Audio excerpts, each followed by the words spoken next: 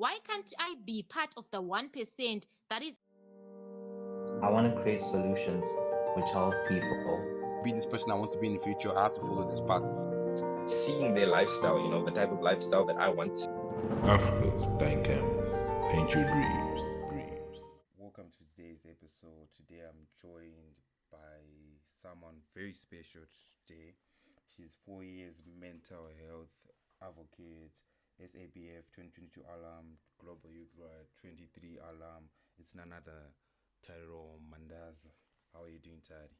Oh, I'm doing great. Thank you so much for having me today. It's always a pleasure to share, ideas with people. So Tari, today our main topic today will be mental health and youth empowerment, self-discovery. That's your field of expertise. But before we get into that topic, people would like to know how you grew up and how you eventually got into this expertise of yours. Okay. So basically, I grew up as someone who did not have self-confidence. So, but I did not have self-confidence. But then life kept on moving me in a direction of leadership.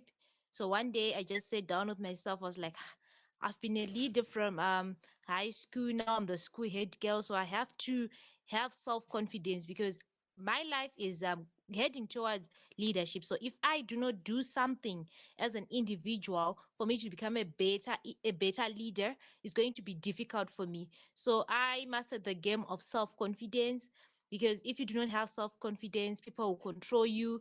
You will not do things that you're supposed to be doing because you are scared of people's opinions. So self-confidence is something that I can say that it's an achievement that shaped me to become who I am today, because what I'm doing, mental health advocacy, and my journey, what I've been doing for 4 years, and what I'm still doing up until now, is a result of self confidence. Because if you do not have self confidence, it's actually difficult for someone who is into leadership to survive in this world. Definitely agree with you because I wouldn't say I didn't have a lot of self confidence growing up. I did grow up a bit isolated. It's only, I think, after my O levels that's when I became the person I am today. But it was a bit more confident and outgoing. And I do believe what you're saying does a lot of effect because if you don't have that self confidence, like you say, people will control you. They will see the shyness of yours and your you're not sure of yourself, so people will tend to be like, oh, why don't you do this? And I feel like most people who don't have self-confidence, they also don't like believe in themselves, so they usually want other people to tell them what they can do or cannot do. So as we stay on that topic and we get into mental health, what do you think people don't understand about mental health? So firstly, people think that when you're talking about mental health, you're talking about someone who's mentally ill, maybe someone who's staying at a psychiatric center. But then they don't know that when we are talking about mental health, we're actually talking about stress, depression, anxiety, of which each and every one of us, we're actually victims of depression. We're actually victims of anxiety and stress. So a lot of people, they think that when you're talking about mental health, we're talking about someone who's living in a psychiatric center, not knowing that each and every one of us, we are actually mental health affects us, because if you're about to write your exam, or if you're about to do something new in your life, you are anxious about it. You've got the fear of the known, that what if it doesn't work? What are people going to say? That anxiety, or even stress, like you're about to write your exams, you are stressed if I'm going to pass or fail. That alone shows that your mental health is not okay. So each and every one of us, we are actually victims of mental health, but then we do not know about it, because there is a discrimination around it, that people think it's mainly for people who are in psychiatric center. But each and every one of us, somewhere, somehow, we get, our mental health is not okay. We get affected by our environment, but by what we do. So we are part and parcel of mental health. Our mental health is not okay. As long as you are stressed, you're facing anxiety, your mental health is not okay. So basically, that's what mental health is. So what I'm getting from what you're saying is there is a difference between mental health and, for example, mental illnesses. So if there's a difference, can you explain those two differences between mental health and mental illnesses? Okay, so when we're talking about mental health, we are talking about your environment shaping you, right? Your environment shaping what you are doing right now. And we're also talking about depression, anxiety. We're also talking about stress. And when we're talking about being mental ill, some people, when we're talking about being mental, we're talking about people who are actually living at a psychiatric center, who are actually under a doctor's diagnosis, who get pills at the end of the month, who get an injection at the end of the month for them to be well. Because when we're talking about mental health, we're talking about a person's emotions. Sometimes our emotions are triggered by the environment we stay in. Like if I come and then I punch you in the face, you might quickly react, right? That shows that your mental health is not okay. You are stressed, like how can Tari do this to me? Then you quickly react. So mental health, we're actually talking about a person's emotional, psychological, and social well-being. So we have been talking about emotional intelligence. Like if someone does something bad to you, if you quickly react without thinking it through, then your emotional intelligence is not good. I've got people who actually, if someone steps on their foot, they quickly react, or they can even kill someone, right, without understanding the other side of that person. So that shows that the person does not have emotional intelligence, which shows if which is actually another aspect of what mental health is. Or if you are going through a phase in your life and you do not know how to cope with it, like I told you that I had no self confidence, but I was moving towards the journey of leadership. So I taught myself to be resilient, because there are some things that come, negative things that come in our lives. But then, if you do not have resilience, it actually affects you as an individual. So these are some of the mental health aspects that we really need to talk about, that people do not know. Some people, they think they're short tempered, but they do not know that their mental health is not okay. They really need to manage their anger. They really need to learn much about their anger. So in short, I can just say mental health is a state of well-being in which every individual realizes their own potential.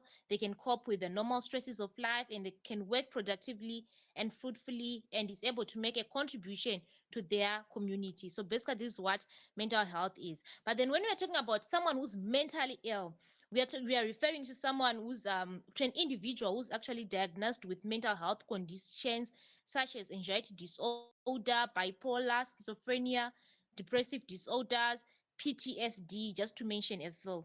So this is actually a difference. I feel like when you're talking about mental health, it's something that you can control. But then when someone is mentally ill, it's something that is beyond their control. They really need someone to help them work towards it and heal from it.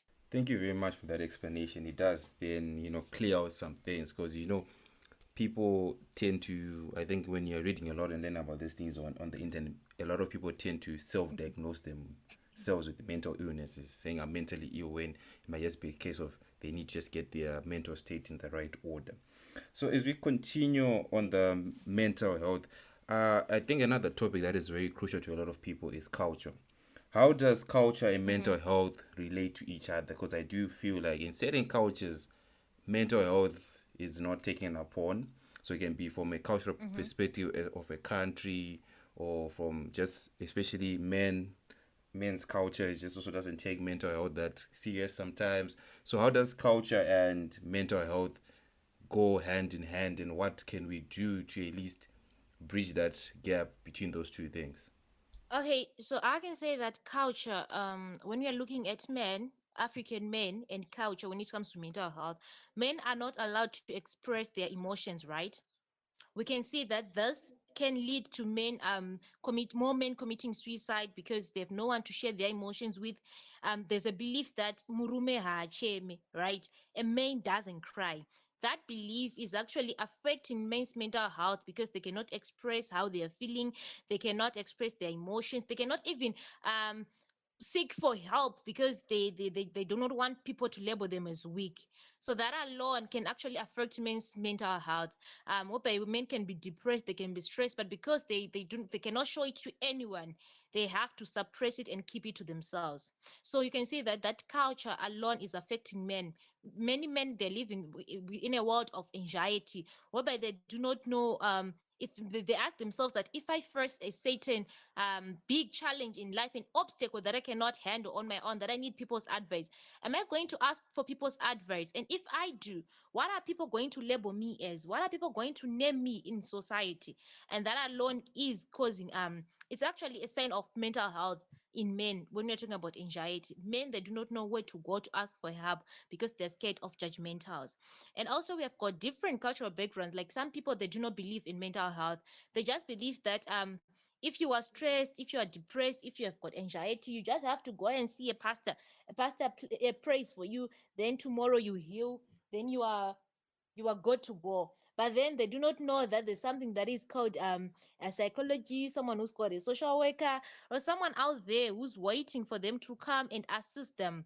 Maybe they can just come and ask, talk to them. They need a shoulder to cry on. But then a lot of people, they think that everything that happens in their lives is something that is spiritual, of which they do not know that there are things that are environmental and biological. So you can see that is actually culture that is blinding people to see that mental health does not only mean something spiritual. It can be biological, it can be environmental.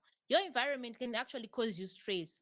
Your environment can actually cause you depression to an extent that you cannot even think on your own. You are more like an idol that is moving. But then people, they do not know about it because of the environment they were actually grew up in, because of the culture they are actually in. And there's actually stigma and shame around mental health. A lot of people, if they tell someone, my mental health is not okay, people will easily say, oh, maybe she's saying that she's mentally ill, right? But then you are not mentally ill, you're just telling someone that your mental health is not okay. So there's stigma and shame around you, so people, they tend to then keep it to themselves, because if they speak out, they'll end up tomorrow, they'll be sent to a psychiatric center, and before they know it, they'll sleep there. But then they're trying to say that my mental health is not okay. But because we have that um label of saying that if someone's mental health is not okay, they are mentally ill, which is wrong. So we can see that culture, it shapes our identity. So if you grew up in a culture that does not believe in mental health, that mental health is real, no matter what you're going through, no matter the stress, the anxiety, the depression you're going through, you won't go out and look for a psychologist or for a therapist, because you believe that there's nothing called mental health. So our culture shapes who we are, and because we belong to our culture as well, we do what our culture wants us to do. No matter how hard, that mental health is real, but if your culture does not support it, you will not go for that. Like, we have got a lot of men here in Zimbabwe who actually believe that mental health is real, mental health issues are real, but because of the society they've grew up in, the society that's have built the resilience in them for them not to speak out, those men, they are scared to go and ask for help, though they know that mental health is real. But because of the community that they come from, they do not speak up and they do not seek help because of where they are coming from. So you can see that culture plays a significant role when it comes to mental health, because those things that we were taught growing up, we grew up with them. And you trying to change from those things and telling people that mental health is real, you can see that there's so many challenges that comes with it. So culture plays a very, very big role when it comes to mental health, because as individuals, we actually rely more on our culture than how we rely on ourselves or as individuals. Thank you very much for that. Saying culture does really play a big role, and we should take steps, to start challenging some aspects of what we do as a culture. I think one of the greatest things I've ever been told when it comes to mental health was it's okay not to be okay. In that aspect of saying that sometimes, yes, you're just having a bad day, and I think most people try and resist that bad day, but in saying it's okay to be not okay, is it allows you to accept it, like, okay, today was just not my day. It allows you to kind of forgive yourself for maybe small mistakes you made during that day. Then on the same topic, I heard you talk a lot about the environment. The environment you're in, it affects your mental health, the way you grew up. So as people, what can we do to, as an individual and as a community, what can we do to foster a good environment that can help us have good mental health? Okay, so it's actually very difficult to change an environment, because if you're staying in a community, in that community there are different people. For example, you're staying maybe in a neighborhood whereby you're living with people who come from different cultural backgrounds, who come from different homesteads, which means that you cannot change your environment. You can only change your environment by moving out of it, right? But then it's difficult for you to change the people who are actually around you. So who can you change? You can change yourself. How? By making sure that if that environment is actually causing you stress, if you're getting more negativity from that environment, try to change that negativity into positivity. Right. I always tell people that if you are coming from maybe from an environment whereby people just speak bad about you, people they do not value your presence, it's affecting your mental health because no one loves you, why don't you try and do something positive that can make those people see that they will actually make those people regret their words on you, right? Because you cannot change people, but what you can change is your perspective. Your mindset is what you can change. Your thinking is what you can change. For example, I'll say to people, I post pictures on Facebook, I post pictures on Instagram. I always get different reactions, right? Someone might say, Tari, you are a good public speaker. Someone might say, Tari, your public speaking skills are not good. But I cannot change everyone on Instagram. I cannot change everyone on Facebook. What I can change is my perspective towards people's reactions to me. So which means if people react in a negative way more often, I have to sit down with myself and say, why are they reacting in a negative way? Maybe there's somewhere where I'm lacking. If they're saying that my public speaking skills are not good, I have to change the way I speak because maybe I'm not good for you. People are saying, Terry, what you are doing, you actually, this is not perfect. I have to sit down with myself and see why are people bringing out a negative thing in my work, because if there is a loophole for people to see something bad, there is something bad for sure. So you cannot change people or the environment you live in. What you can change is your perspective when it comes to people's reactions to you. So if people so I'll say that try to change every negative comment you get from people into something positive. If you grew up in a family whereby people would say you are not good when it comes to academics, you'll never go to university, you'll never graduate, why can't you study hard and prove your family wrong by studying hard and passing and going to university, so that those same people will say, you know what, we did not believe in her, but then she proved us wrong. So sometimes every negative reaction you get from the environment you stay in, try to change it into something that is positive for the betterment of your mental health and also for the betterment of yourself. Because some people can tell us the bad things we do that we do not see, but if we just see it as a bad thing every time, we will not grow from it. So it's very important for us to try and see the negatives from people or the bad side of our environment for the betterment of us. Like someone might say, Tari, I come from an environment that is full of people who do substance and drug abuse.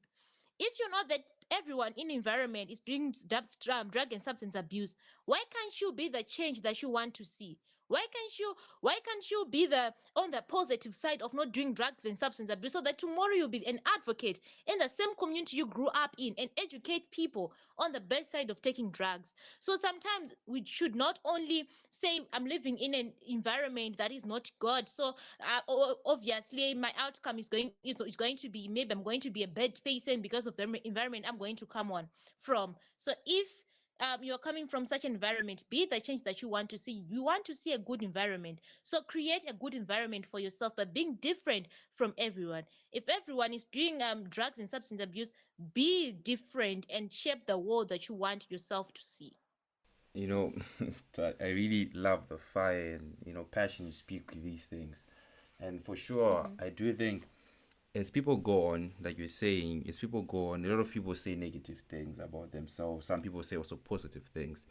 And I think one Mm-hmm. thing as people we forget to do is self-reflect sometimes. It'd be surprising that you have lived 20 plus years, but not a single day in your life have you once reflected on those 20 years you've been alive and just looked back at it. Because I feel like they always said that the greatest thing to challenge mental health is gratitude. And gratitude comes from Mm-hmm. actually recognizing the good things that are actually in your life. Because I feel like so many times we're comparing ourselves, especially in this social media age where online everyone seems like they're doing better than you, and you feel like you're being left behind. But you forget that you got a family who loves you, you got friends who care about you, you got food, you got housing, you can go places some people can't even go. And I think usually when you start doing those small things, it kind of makes you appreciate it, and actually makes you less take things for granted and actually stop like really seeing the negativity. And I also really like this thing that you're saying, that when you post something on social media, a lot of people comment. and they always have positive and negative comments. And for me personally, what I usually do before I react to any comment is usually go on the profile and see what this person is doing, because a lot of people love talking the talk.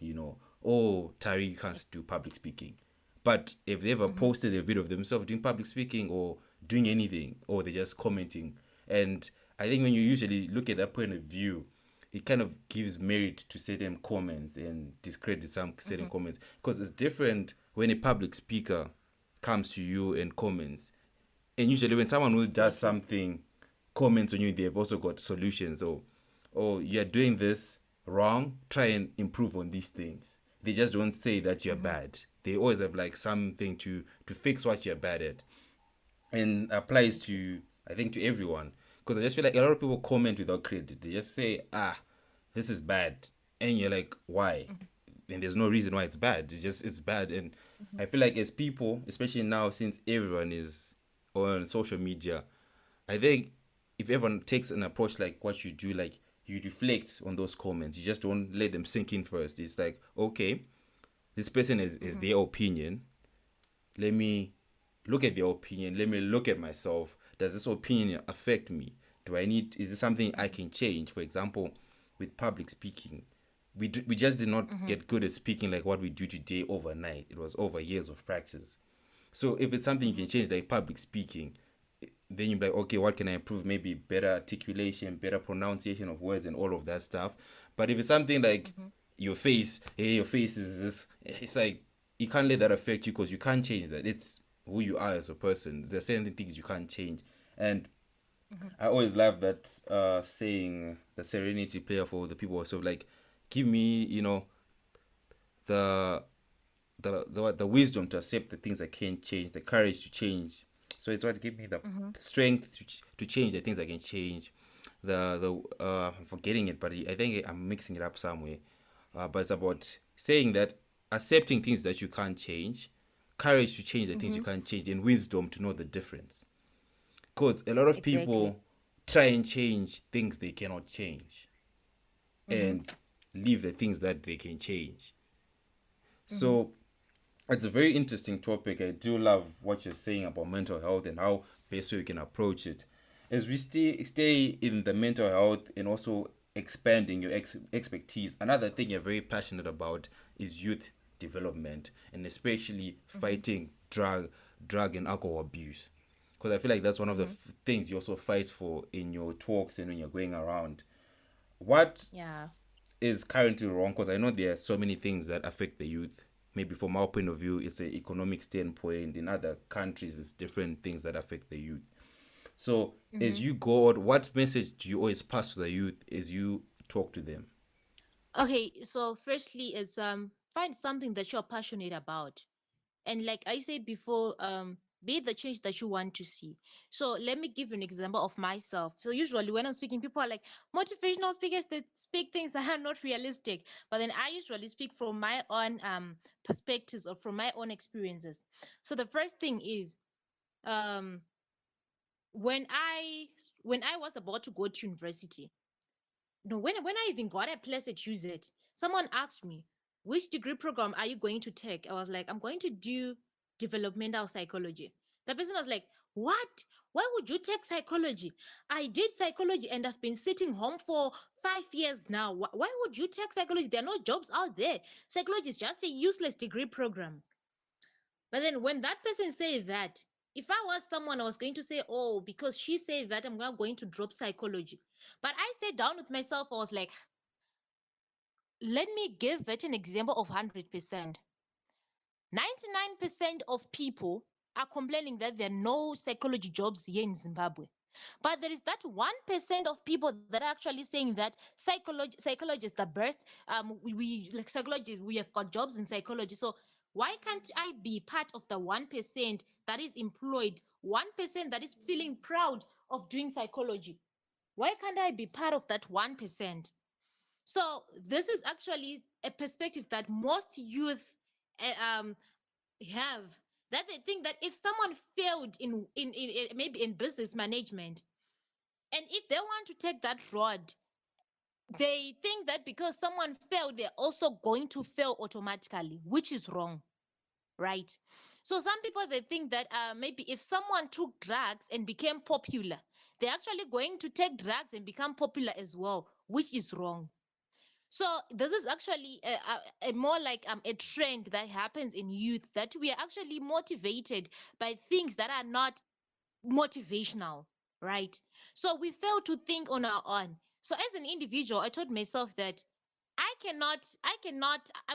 want to see a change in the field of psychology. I want to see employment in the field of psychology. So if I drop psychology and don't be the change that I want to see, who's going to do that for me? No one is going to do that for me. Same applies in the field of drug and substance abuse. Many youth, they are taking drug and substance abuse, but then they're not asking themselves that what happens if I stop to take drug and substance abuse and educate other youth out there, the negativity that comes with it, right? But then what they do not want to do that. They do not want to be the change that they want to see. What they want is someone coming out there, coming from maybe from a well-developed country, telling them the effects of drugs so that they can stop taking drugs. Or some of them, they want to test drugs first so that they can stop taking drugs. They want to experiment first, and see the result before they can accept what people are telling them. So this is what is affecting us as youth. We want to experiment first, and become clever later on. But then anzi takabva neko kumunga kunaipwa, right? But then someone said dzakasara dzichimera. So that is actually the concept that many youth are actually using. And by the time they want to get out of drugs or get out of the things that have harmed them, it's actually too late, because they cannot be themselves again. You know, if you take drugs and you go for a relapse, maybe you go to a rehab, the person we knew, yes, you've recovered, but you are no longer the same person we knew 2 years ago, right? Maybe you were still shaking, maybe, yeah, maybe you were smoking too much, your lungs are now affected. There is now something that is actually going to actually stop you. There's now a big obstacle that is affecting your future because of that small experiment you wanted to do. So as youth, we lack self motivation. We want someone to come out there and share their experiences, but then we want to explore more on bad things, not exploring more on good things. So we have to be the change that we want to see as youth, because no one else is going to do that for us, right? So that's why I gave my example of saying that I took my degree program, that a lot of people were like, why are you taking it? There are no jobs, which to some extent is true. But then I was like, if I want to see a change in the field of psychology, it has to start with me. So if every youth wants to see a change in the field of drug and substance abuse, it has to start with them as youth. Or even when we're talking about gender equality, I'll say this: if we want to see ladies being included in workplaces, one lady has to stand up and say, you know what, I want to get myself involved in politics. I want to get myself involved in business and be the change that I want to see. That alone, if we all do that, if we all have that perspective, we can remove gender equality, because every lady is thirsty to be part and parcel of building the country. But then if we do not have people who are actually thirsty about chasing their dreams, being the voice of the voiceless, being the change they want to see in their communities, then as youth we are all going nowhere, because no one is going to be a role model for us. So as youth, we just have to be the change that you want to see. The change that you want to see your friends doing, it has to start with you as an individual. So basically, this is what I always tell the youth: that be the change that you want to see. If you want to see this country thriving economically, why don't you go to university and do economics that you can change this country? Do something. In a lot of people, they also complain that we're taking drugs because there's no job creation, there's no employment. Why can't you do something that can empower other youth? Maybe you can do a project at your home. You can do something online. No, now Facebook pays. We've got so many things that are online, things that you can do that can give you a source of income. Why don't you do those things and empower others as well? Or even do community based projects as a youth and empower other youth so that they can copy from you. So be the role model you want to see. If you want to see your brother driving the latest car, why can't you be motivated to do that as an individual and be the change that you want to see? So basically, this is what I always say: be the change that you want to see, because no one else is going to do that for you. Be the change you want to see. I think that is a very powerful statement you've said there. And I think in the youth and everyone, we tend to wait for heroes to come and save Mm-hmm. us. But sometimes you have to Mm-hmm. accept that there's no one who's coming to save you but yourself. No one, you Exactly. cannot save someone who does not want to be saved. Mm-hmm. It's kind of that issue of people like, oh, I can't start a job, cause I can't start a business because I do not have, investments. But what are you currently Mm-hmm. doing that requires no money that you're doing? That when someone comes to you, they already see that you're already doing something that they cannot invest in. They just don't invest in someone sitting down. And I feel like you really said it a lot, especially when it came to your degree in psychology. Mm-hmm. People said a lot of negative things about it, but you Mm-hmm. defined your why. Why do I do Mm-hmm. what I do? Why do I want to do this degree? And I think that's the problem with a lot of people. And if you see yourself easily being swayed by people's opinion, it means that your why is not very strong. Why you want to do Mm-hmm. something. So many people, even me myself included, have failed to achieve certain goals because the why was not strong. There's so many things I wanted to be growing up, but the why is not strong. But sometimes the why is not strong because you saw someone doing something, then you're like, I also want to do that. But in that case, when things get hard, since it's not your own defined goal of why you want to do it, yet you tend to like stumble down, and you fail to achieve those goals. And I feel like just defining that why, like you did from your first year of uni, because it allowed you to start looking at your 4 years differently when certain Mm-hmm. opportunities came. Because if you can compare to other students who did your degree, very few of you have done what you have done in that 4 years in university. Some Mm-hmm. people only started doing the work you're doing after they graduated, but you did it before you even graduated, whilst you're still doing your thing, because you knew what you're doing. You were always looking out for things, making sure when something comes up, you attack it. When you try, you're always willing to put yourself out there to the opportunities that came, because that why was there, because you knew why you're doing something. It's different from someone saying why. I remember one of the previous podcasts I had with another guest. It was like they saw opportunities and they took them. Mm-hmm. They went for them. They didn't care that it was not cool. Their goal when they graduated, he was in tech. He was saying, do you want to be the student who graduates with good grades or the student who Mm-hmm. graduates with the skills? He opted Mm-hmm. to have skills over grades. He did not then fail out of school. I'm not saying fail out of school, but no, he knew that if I graduate and I have the skills and the two set, Mm-hmm. I will land a job, I'll do what I want to. And for sure, the moment you graduated, you had a job. Then you've other students Mm-hmm. who were just doing it because they were told that this degree is that good degree, and they're just doing it and they're acing their classes, but they're actually not developing their skills. They tend to be, kind of looking for jobs right now, like, oh, how do I find a job, whatever, because maybe the jobs requiring certain skills that you do not acquire during that 4 years time. And I really Mm-hmm. love that that's the message you're pushing out to the youth, like, guys, do something, especially in today's age where almost anything can get monetized, basically. YouTube, Facebook, you know, going out and just doing something. And I like you also dived on another topic we're about to get in again, women empowerment. You're a very strong advocate for women Mm-hmm. empowerment. You want women to be involved. I remember when I met you, when we talked, and even when we're in the States, we'll talk about that a bit later. You're not afraid to put yourself in positions of where you wanted people to know, I am here. You were saying, I am here. You're just not another person in the room. You wanted people to know that you were in the room. Can you dive deeper again in that?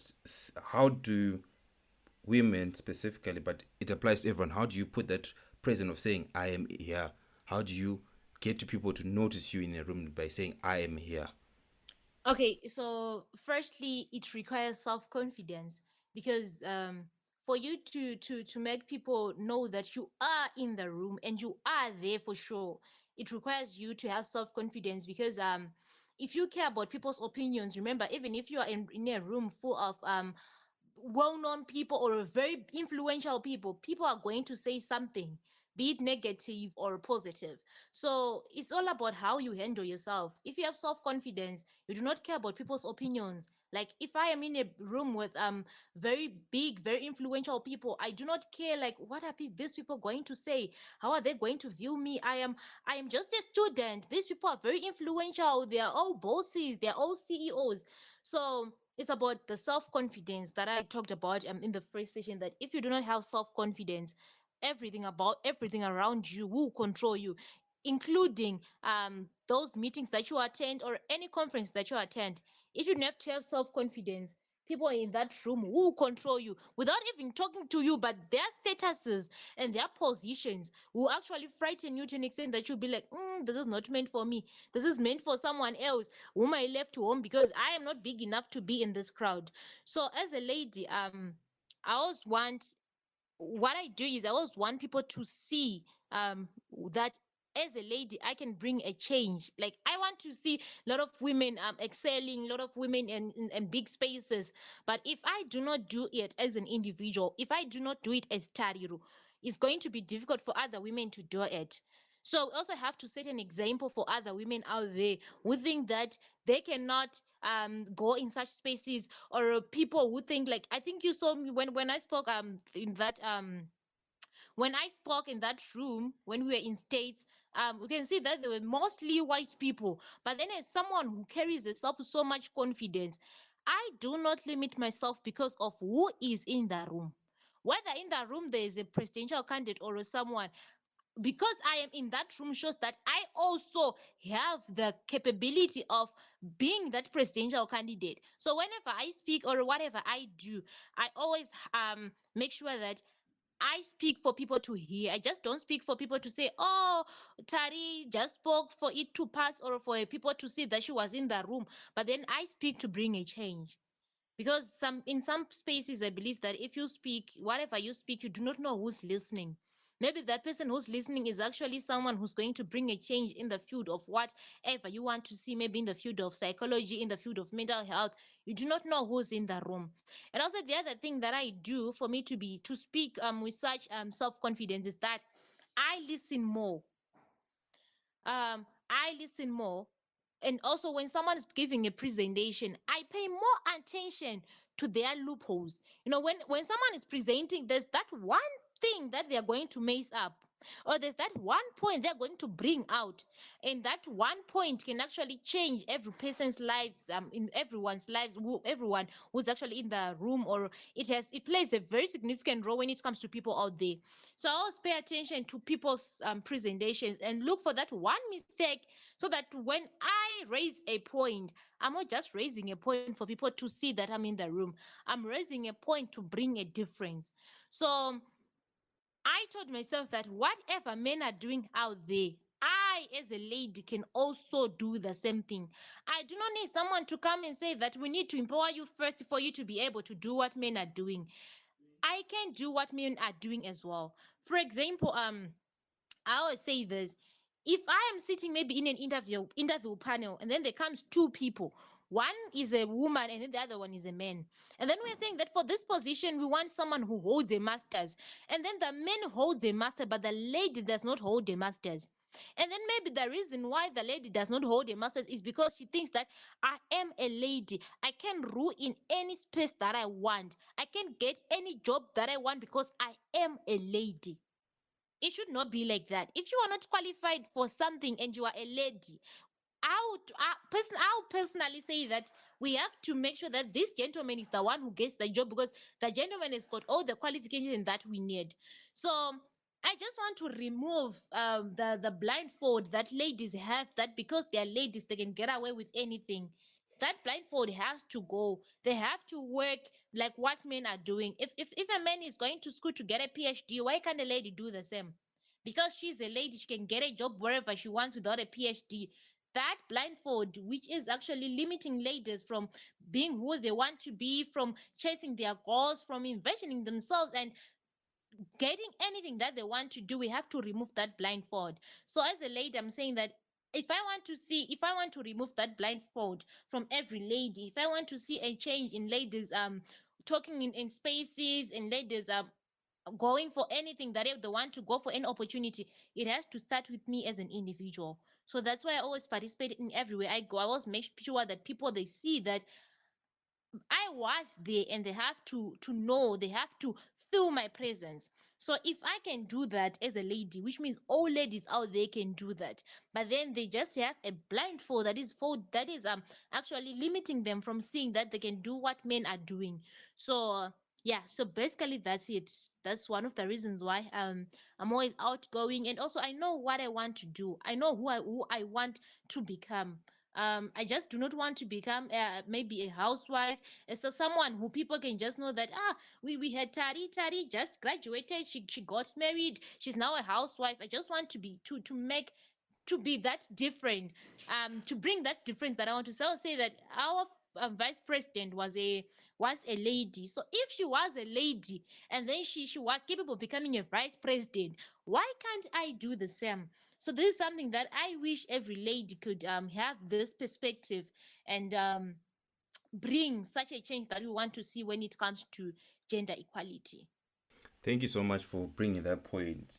You belong in the room. I think that's most people forget that you do. The fact that you're in the room, you belong in that room. Doesn't matter who is in that room, whether they are presidents, leaders, whatever. But the fact that you were given that invite to be in that room, it means that these people in that room believe in you, that you can, contribute something that they will appreciate. And also, I like the point you gave out that, women don't just expect things to fall on your laps. You gotta go out there and get them. Yes, it's a difficult world. And I always feel like sometimes people always say men have it easier, but the world it's a dog eat dog world out there. No one truly ever has it as easy. Maybe it's only a few percentage of the people in the world actually who truly have it easy, but everyone else is just fighting to get their bread. And I definitely love that. Before we close this topic of youth development and women empowerment, I don't know. I've noticed this trend, and I don't know what's your take on this. And I think I always, a lot of people who know me personally know I always talk about this when it comes to the boy child. I've seen so many things supporting the girl child from a young age, and I always feel like the boy child is left behind, and you only take it serious when it's kind of too late. When we start talking about it, because growing up, no one really focuses that much on the boy child. Then when it's now youth development, that's when like, oh, these boys, they don't have good character, they're doing drugs. But it's like, where were you when they were growing up? And I personally feel like it's supposed to be, as much as we are empowering women, let us not forget about other people, because not everyone does get that feeling, that opportunities like it. Because I always look at it, even the programs out there, so many programs got, goals going on, scholarships on this. Then you're looking for the boy situation. You see, they're really there, and I don't know why. Because I don't think every boy child is coming from a rich family where they can just easily just go wherever they want to. So what's your thought on that topic? Or maybe I'm misinformed. What's just your general talk about that one? Um, so this is actually something I think I talked yesterday on ZBC about, saying that we have been advocating for the girl child for quite some time, boy child. But then in 5 years, if I say 5 years, I think it's too much. I think in 3 years' time, we'll be doing the same thing, now advocating for the boy child to come back into the field, into the industry.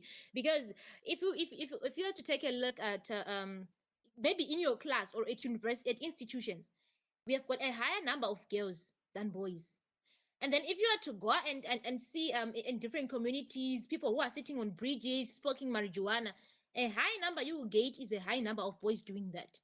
So if we are not careful, in 3 years' time, we'll be advocating for the boy child to come back into the industry, and start doing what ladies are now doing.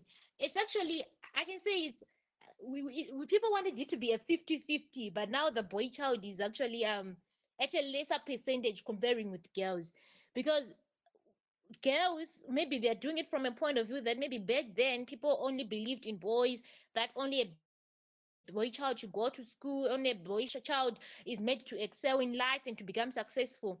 So that alone has got given the girls the power of saying, we want to be the change. We want to show them that we can also do what boys are doing.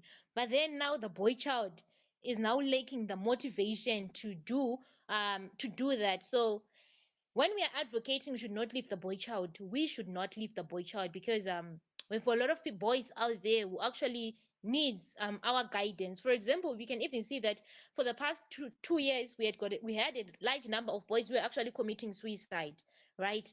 And that alone shows that we are only talking about girls getting pregnant, only talking about girls and relationships.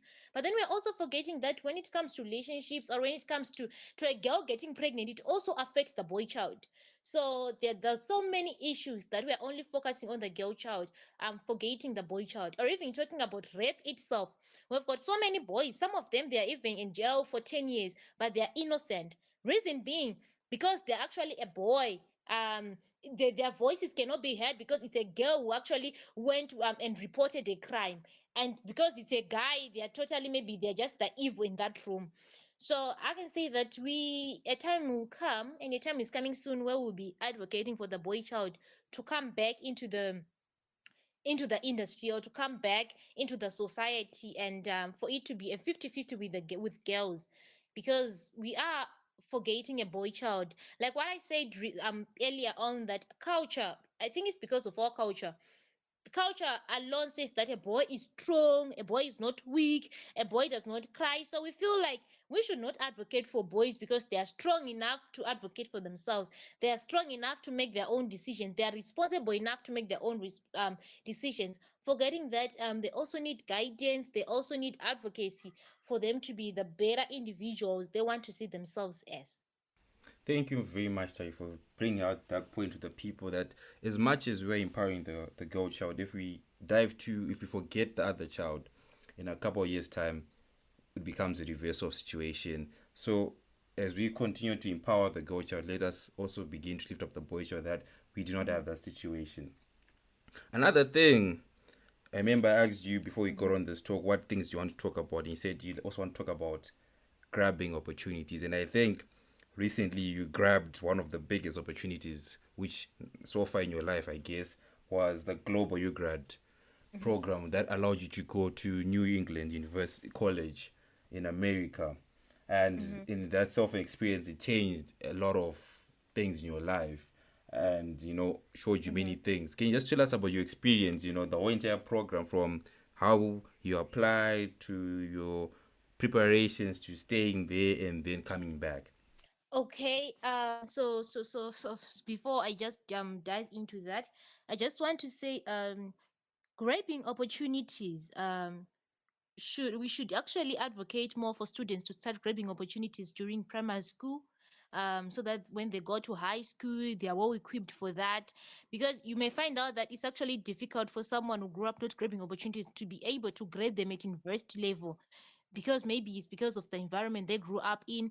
So it's very important for students. We even have it's actually getting into the global the UGRAD exchange program, that when they ask you to write about yourself, their emphasis more, if you saw, like when applying, it's mainly on leadership.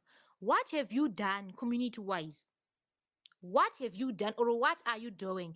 So if people learn to grab opportunities from high school, primary school, it's actually going to be easier for them to grab opportunities when they grow up, because some opportunities, they actually take you back to the times when you were in primary school or high school, because they ask you for your life experiences. For example, when I was during my high school, I mastered the game of leadership. Then I grabbed the opportunity of becoming a prefect. But then for me, that alone was not enough. I then grabbed another opportunity of becoming the school head girl.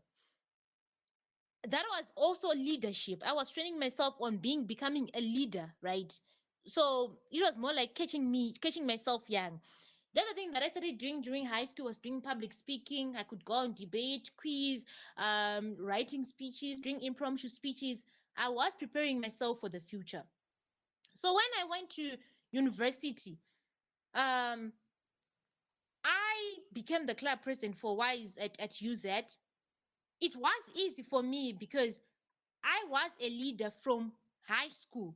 I learned how to grab opportunities from high school. So even when the opportunity for me to go to Argentina came, it didn't take me time to apply or didn't take me time to tell myself that I can do this. This is meant for me because it's something that I grew up doing from my high school. So even when the opportunity for me to go it's actually crazy that when I went to Argentina, we went the two of us. I was the first junior to go to Argentina, and then the lady that I went with was also the first senior to go to Argentina. It's actually an opportunity that some students, I'm not the first student to learn at UZ, many students who landed at UZ would have grabbed those opportunities because I attended the 19th edition, which means that there were almost 18th editions before I came to UZ, which other students would have grabbed the opportunity and went to Argentina. But then we were the first we were the first, and then up until now we're actually the last guys to go there. But then some people would have grabbed the opportunity. So it's all about me and myself. Like, I want to be different from everyone. What everyone is doing, I want to do it 10 times more better. So me applying to go to the UGRAD to America, I just applied for the sake of applying, honestly. Um the main I can say the main attribute, or what contributed to me going there, is because sat down with myself and then I was like, Tari, you were doing psychology. What are you passionate about? I had to fall in love first with what I was doing, which means I had to fall in love first with psychology. Then after psychology, I was like, yes, I'm falling in love with psychology, but then what can I do that can make me become a greater person out there? I was like, mental health issues. We are during COVID-19, everyone's talking about mental health. Of course, after COVID-19, people are going to be depressed. So let me go into that field. So I took mental health as my passion, and then it became my passion. So when I applied for the UGRAD thing, um, every essay that I wrote, it was in line with what I want to see in the field of mental health. Even when I went to Argentina, it was something on technology, but then I wrote something on mental health and technology because mental health is now part and parcel of me. So whatever I do, it has to be in line with what I'm doing right now. So a lot of students, they lack the opportunity of grabbing these opportunities, or they lack the knowledge of grabbing these opportunities because they do not have the experience of the things that they want, what they want for themselves. They lack that motivation on their own. So I just applied for the UGRAD program. Then I just got selected. That was the first step. Then the second step was the interview. I just prepared for the interview. It was easier for me to excel in the interview because what I wrote when applying is exact. I was writing something from my own experiences. So it was very easy for me to excel on that one because I was sharing my own experiences. It wasn't something that was cooked up.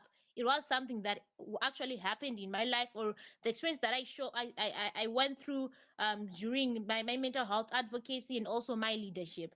So after that, we also write the English proficiency exams.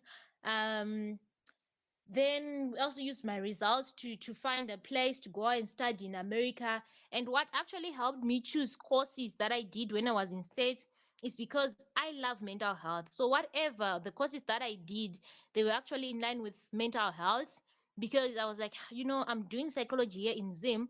Why don't I go to, when I'm going to States, why don't I choose courses that I'm not being taught here in Zim, so that when I'm doing my mental health advocacy, I'm not just doing it from Zimbabwean perspective of mental health, but I'm also doing it from a global perspective, because now I know how America is actually handling their mental health, and also how they are actually doing their things when it comes to mental health. So that when I'm speaking, I'm not just speaking from a Zimbabwean perspective, so I'm just speaking from a global perspective. So for someone to be able to grab these opportunities, it starts with you as an individual. Do you believe in yourself? Do you have the self motivation? Do you have the self confidence? If you lack those, trust me, there's no opportunity you are going to grab in this world. Thank you. And I like the fact that you say grabbing the opportunities start when you're young, because I see this a lot in high school. It's A level. Yeah, you're about to write. Then you start seeing people trying to apply for universities, and they're saying, "I want to get a scholarship for university," but you have nothing to write in that scholarship. What have you done besides good grades? Yes, good grades are important, but when you get to those type of levels, especially with something like Global UGRAD, it's just not the good grades that matter, because every student who applies, I think, has good grades. So they're now looking for what differentiates you from the rest. And I think that's the same thing that applies when you're applying for scholarships for university or grants. It's not that you got good, you're not picked because you had good grades only. It's because they just want more. What more can you do? And I remember one of the questions they always asked on the UGRAD essay was, what would you do when you come, when you want you to do when you go back home? What would you do for the community? And I think that's something that is very important. And I remember whilst we were there at the end of program workshop, I think we're together in a class for building a brand, and I think that's something you're currently doing at the moment, because I think you want to build your own brand so you can stand and right now, yes, right now you're going for talks, but of course you want to at least be internationally recognized more, that even people from outside the country call you to come and give a talk. So building a brand, can you just tell us the process of building a brand, how it started being your brand, to especially get to now, because you're now appearing on recently, or you're on radio, ZBC, you're appearing in newspapers. It's not that it just happens, but it's because you have built the brand over the years that has allowed you to be in those spaces. So can you tell us that process of building the brand of Tariro Mandaza? Okay, so building the brand that I am now, there's so many people who actually played a big role when it comes to that. It started with me as a volunteer. I started volunteering with different, I think up until now, I've volunteered with 7 organizations so far. So this is how I started, because when you're on your road to the top, you really need people. You say that you need people influential, anyone who is actually in your circle contributes to your success. So I started volunteering with different organizations. So when I started volunteering, those people, organizations I was volunteering with, they had their own networks or people whom they worked with. So those they would help me get much familiar in those spaces, knowing that, if I want to become successful, if I want to do mental health advocacy, I have to work with Ministry of Youth, I have to work with who, with so and so, so and so. So that led to me being able to know, like, if I want to do something on 1, 2, 3, 4, there are certain procedures. So me working with all different organizations, it actually came with networking with different people. It actually came with me having an enlightenment of what I want to see when I start my own thing. And also the other thing is, when you work for other people or for other organizations, you learn from how they are running their own things, so that when you are doing your own thing, you are not learning from zero expertise. You're actually learning from the experience or from other people's experiences for it to be great for you, so that when you start your own thing, you are not starting from small, you're actually starting as a big brand. Like, a lot of people, they know me speaking for different organizations, but then when I tell them that I'm now Tariro Mandaza brand, they're actually shocked, because they knew me working for other people. So me working for other people, it actually helped me with networking, because I knew no one in this field of mental health. But through volunteering with different at Parenyatwa, different organizations, it's made lots of people recognize me in this field of mental health, which then led to me opening Taroman as a brand. Because I was like, if I am speaking on on someone else's on behalf of someone else's organization, and it's becoming a success, why can't I do my own thing and see how far I can go? And ever since I started doing my own thing, trust me, I'm actually I'm speaking on spaces that I thought that I could not speak it. And the people that I started working with different organizations, that they're ones who are actually contributing to my own growth, because they'll be like, you know what, Tari, we know we've worked with you. You were good speaker on mental health. Do you mind coming? For example, I knew you through the Global UGRAD. That was networking, and that alone is actually boosting my brand as an individual. So networking is actually one of the things that has contributed to me becoming who I am today and having my own brand. And also the other thing is having role models, just seeing how other people are doing it, learning from afar, and saying, this person is actually doing great. What if I do listening to from their podcast, how they did what they did to be where they are. Like, usually Trevor Noah is actually someone who inspires me a lot. I actually listen to his podcast and say, if he did this, he started from 1, 2, 3, 4. So if I follow in his footsteps doing 1, 2, 3, 4, I can also be who he is. So basically that's it. I learn from other people's experiences. And also I have got role models and then people who are actually influential whom I look up to. So that has contributed to me building the Tariro Mandaza brand I am today. Thank you so much for going through that process of how you built the brand to what it is today, and especially the whole entire aspect of volunteering. Because if you had not volunteered, you would have not been put in certain networks that has allowed you to, build the brand over time. Like you said, most people called you from reference. Or we saw you working with these people. Would you also like to give a talk for us? Or certain people from the other organizations that you have left called you up like, oh, I remember your time with us. You did a good job. We got a talk happening there. Would you like to be the one to facilitate it? Especially since some of your organizations volunteered were international. So that means when they want to penetrate into the Zimbabwean, markets, they're probably gonna talk to you since you're already there. They were like, can you kindly stand in for us and start pushing what we're trying to achieve as an organization?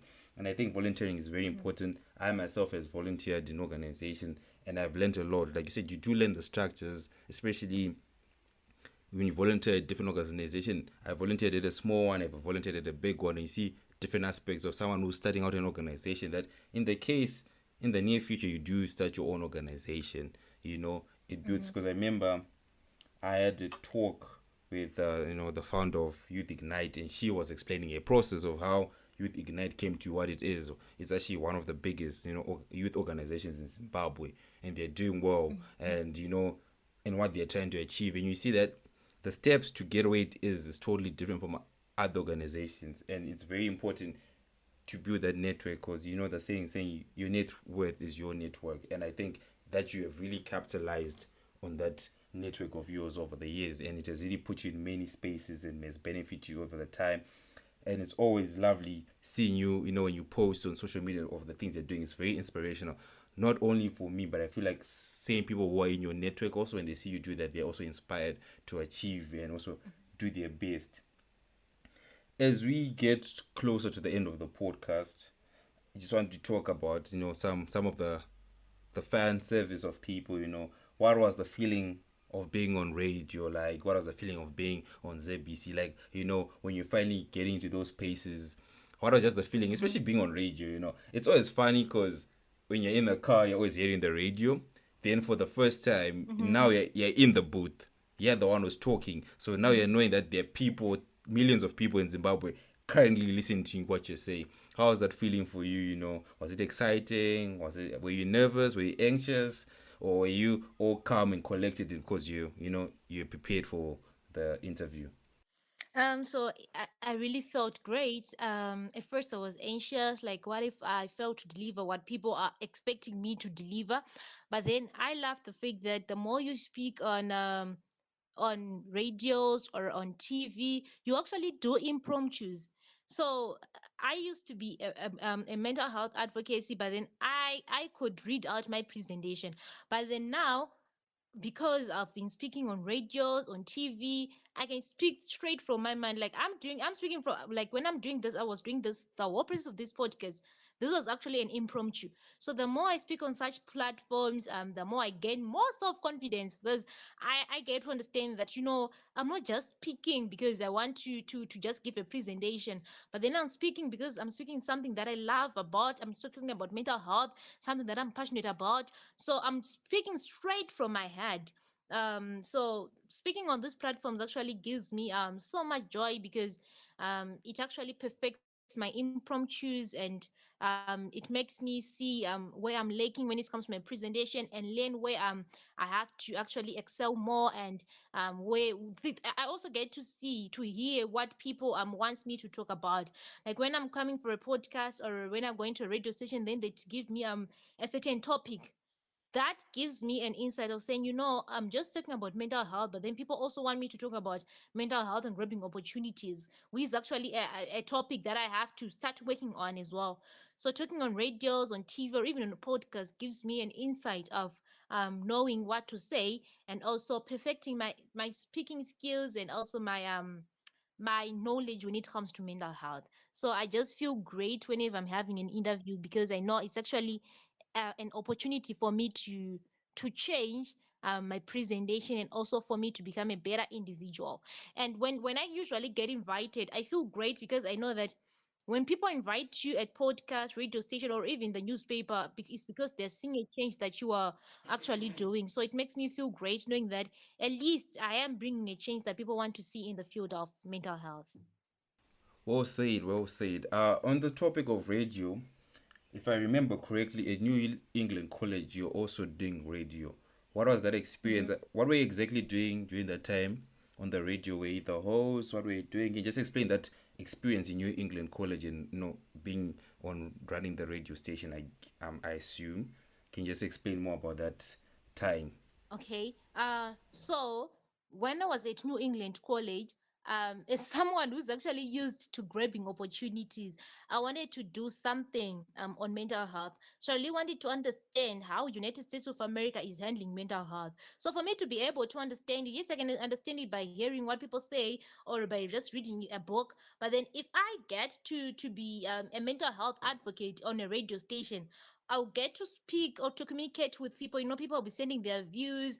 I'll be asking people questions, and that alone will help me understand, have a better understanding of how other countries are handling their mental health issues, and also how United States is handling their mental health. I was even shocked that they've got a suicide prevention line that someone can call. I was learning from that maybe in Zimbabwe, if we do not have that, we can also implement that. I even learned more on mental health. So as someone who's passionate about mental health, I was like, I do not want only to see a mental health change in Zimbabwe, but I want to see it globally. So when I was doing the podcast, I wanted also to help people in America know that their mental health matters as well. It's not only about Zimbabweans. If I'm a mental health advocate, I'm not only advocating for Zimbabwe, but I'm advocating for everyone globally. So I wanted people in America to know that their mental health matters, and also for them to have a better understanding of what mental health is, because I believe that maybe the perspective that we have here in Zimbabwe about mental health might be a different perspective that people have in America when it comes to mental health. And also the other thing that motivated me was um I learned that in America, students, university students, they actually pay for their own school fees. So having a conversation in a dining hall with my friends, and then they were telling me how they paid thousands of dollars for their fees, I could see depression in them. I could see fear in them, fear of the unknown, that what if I fail to pay my fees? Am I going to continue with education? Am I going to graduate? I could see stress in them. So I was like, if I could start a mental health podcast every 2 days a week, talking about stress, depression, anxiety, helping someone to deal with their mental health issues, I might serve a life. Because having just a conversation with the American students, I could see that they're going through a lot because they pay for their own school fees. So this is actually some of the things that actually motivated me to talk on the radio about mental health, so that I cannot just be a local speaker on mental health, but I can be an international speaker when it comes to mental health. Thank you very much, Tari. Thank you for explaining the whole entire thought process of getting to the radio and running that, and also experiencing, how other people look at it. Because even I, when I was there, talking to fellow American students, them saying that Mhm. I have to take out a loan to pay for university, and university in America is pretty much expensive. Where I was going, the tuition was 20,000 per year, and you're like, wow, 20,000 per year for 4 years. That's a lot of money. How do you do with that? And you can really see, as much as they try to be cheerful, but I know that there are certain days where they're just in their rooms and they'll be a bit worried of what they're gonna do next. Mhm. Our last question, Tari, before we close off today is, what can we expect from you in the future?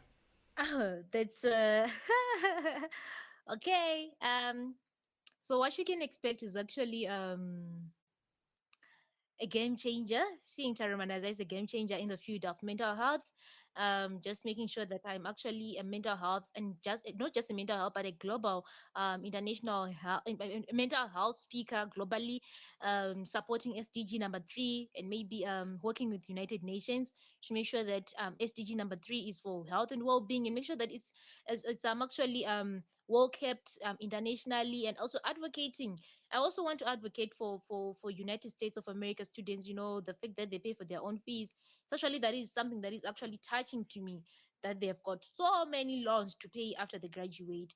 So just see me as someone who's actually going to bring a change in different aspects of in different things. It cannot only be mental health alone, but then in different things, being a motivational speaker, and making sure that there is a global change and everyone believes in themselves.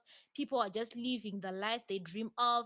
um Zero, when it comes, I cannot say zero suicide, but they can say a decrease in the number of people committing suicide, and also making sure that people have got more self-confidence, and people are grabbing opportunities and making a difference they want to see in life. We'll be wishing you the best on your journey, and be seeing, for definitely from the way I know you and your drive, you're totally going to be a game changer. As we close our episode, I'll just give you the opportunity to share your social medias, places people can contact you, and just give out a bit of shout out and thanks to certain people who have helped you arrive to your position or situation you're in right now.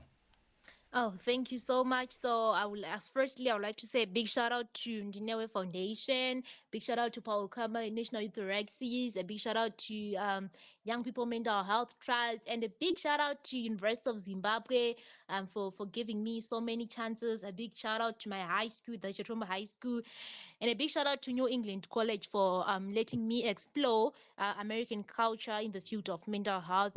And lastly, I just want to say, be the change that you want to see. There's a quote that I love the most from Bill Gates that says, being born poor is not your fault, but dying poor is your fault. So don't let um your the way you grew up, don't let your environment shape who you want to see yourself becoming, or stop you from dreaming big. You are more than enough. You are extraordinary. You can do what everyone else is doing out there. And for my social media handles, it's Tariro Mandaza on Instagram, Tariro Mandaza on Facebook. Everywhere you want to look for me is Tariro Mandaza. Thank you, Tari, for joining us today on the podcast, Africa's Blank Canvas. Paint your dreams. That's what we hope to see as we continue to inspire more people, and just telling them that there are no heroes coming to save you. You have to save yourself. Be the change you want to see. Again, Tari, thank you for taking your time. It's always a pleasure talking to you. Thank you so much for having me. Thank you for listening to today's episode. Make sure to subscribe on whatever platform you're listening to. Also, make sure to follow us on Instagram, Africa's Blank Canvas Podcast, so you're always up to date with the latest news. Don't forget to share. That's the only way we grow.